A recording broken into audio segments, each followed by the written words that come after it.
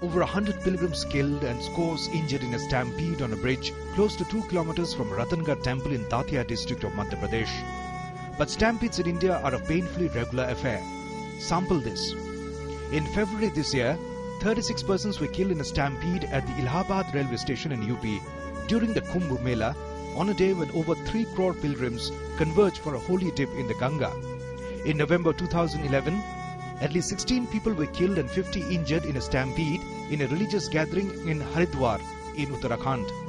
January 2011 saw at least 102 Sabarimala pilgrims killed and 50 injured in a stampede at Pulumedu in Kerala's Idukki district. In April 2010, it was the Kumbh once again with 7 people killed in a stampede in Haridwar. In September 2008, a stampede at a hilltop temple in Jodhpur in Rajasthan killed more than 147 people and wounded 55 others. 162 people died and 47 were injured in August 2008 in a stampede triggered by rumours of a rock slide at Naina Devi Temple in Himachal Pradesh. According to media reports, in the 9 years preceding 2011, 900 people had died in India in temple tragedies, with no part of the country spared. The record shows that it's almost certain that every big temple festival in India will have some casualties because of the absence of any semblance of crowd management.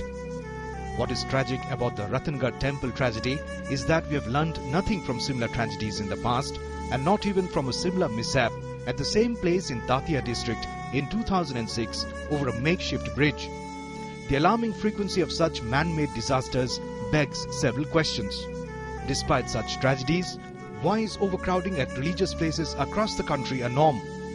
Why is there no national safety plan in place for religious gatherings? Why are basic contingency measures not yet in place? Bureau Report, DD News.